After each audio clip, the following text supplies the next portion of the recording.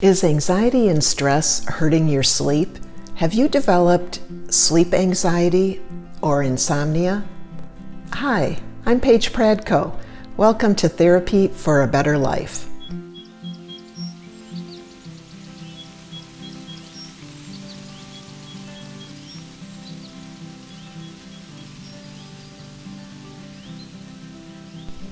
You know, in my early 30s, after the birth of my kids, I developed insomnia. I really have struggled with sleep anxiety. I've learned a lot of things, I've researched it, and I want to share with you what I've learned. This is the first video in a two-part series on insomnia and sleep anxiety. In this first video, I am going to review really basic, healthy, good sleep hygiene.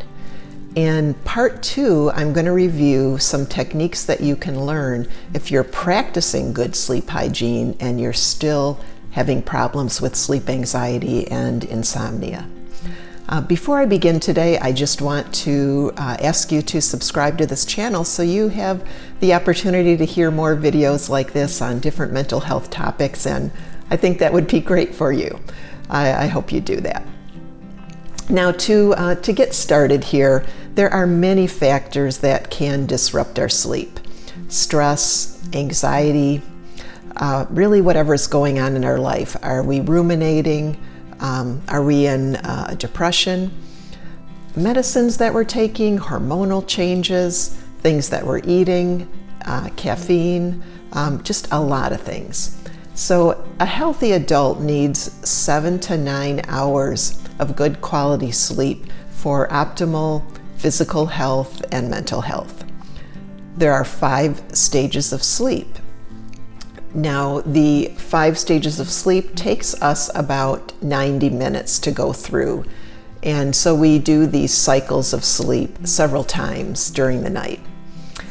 Now, recently, researchers have combined stage 3 and 4, and they just call this stage deep sleep. But the most important stage of sleep is the final stage of sleep called REM sleep, rapid eye movement. Many people are already familiar with REM sleep because that's the stage of sleep that our dreams happen. But even more important than our dreaming is a protein synthesis that is occurring during REM sleep that allows memory consolidation. Our brain is taking whatever experience or whatever we learned that day, and it is consolidating it into long-term memory. So for those of you that are studying, don't do an all-nighter. You are going to do much better on your exams if you actually get a good night's sleep and you have a good REM sleep. You'll be able to retrieve that information. As well as my clients that are doing exposure therapy. You want to make sure you have a good night's sleep and have REM sleep so that your brain can learn what it learned during exposure therapy. There are many different things that actually can denigrate and disrupt our REM sleep. And some of those things are alcohol and cannabis or marijuana, benzodiazepines. Some antidepressants actually denigrate REM sleep. It's kind of interesting. Even some sleeping pills do. So it is very important to make sure what you're putting into your body is not going to denigrate or hurt your quality of REM sleep.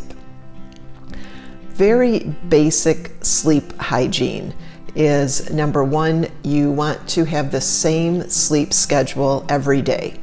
Even on the weekends, the best you can do here. We want to go to bed and wake at the same time every day. Our bedroom should be cool and dark, about 65 degrees. We don't want kind of little lights from different devices. Our brain picks up on that, so you want to make sure that it is as dark as possible. Your bedroom should be for sleep and sex only, because our brain associates different rooms with different activities. And so if you are reading in bed, your brain can associate the bedroom with reading.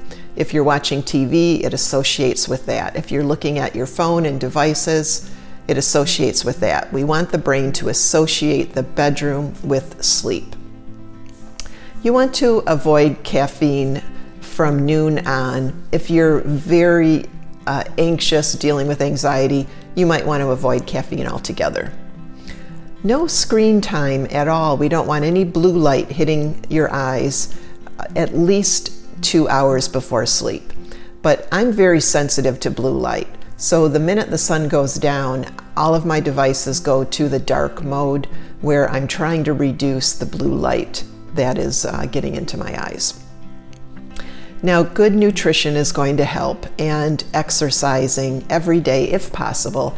I always sleep best on the days that I really have exercised and exhausted my body. So it's interesting to know a few facts about blue light.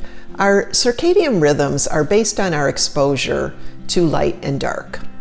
And the exposure to light and dark actually signals the release of our sleep hormone called melatonin. So it's very interesting, but exposure to blue light in the evening actually postpones the release of melatonin. And our brain, is taking in this blue light and thinks that it's, maybe mid-afternoon or something. And so we don't want to postpone the natural release of melatonin. So we want to really protect ourselves from that blue light exposure in the evenings. Now, kind of interesting, but there is a researcher, the last name Wright, W-R-I-G-H-T, in 2017, and he did a study on taking a large group of people camping. And he was checking their wake time and their sleep time and their quality of sleep and so forth. So what he discovered is that when you take all artificial light away from people and you put them in the natural environment, that their sleep quality improves greatly. So just keep this in mind in your everyday life, to try to mimic as much as you can as to what's going on in the natural environment. In the evening, keep your lights low. Now, the next video is going to be on different ideas for helping you with sleep if you are following all of the sleep hygiene.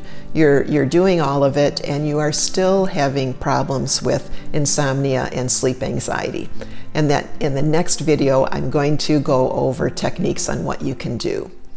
So I hope that you liked the video and that you subscribed. And please leave me some comments and questions in the comments section. I'm going to take people's questions and use them on some Q&A topics that I have, Q&A videos, and I would love to use your question on those videos about any mental health topic. So until next time, I will see you in session. Take care. Bye-bye.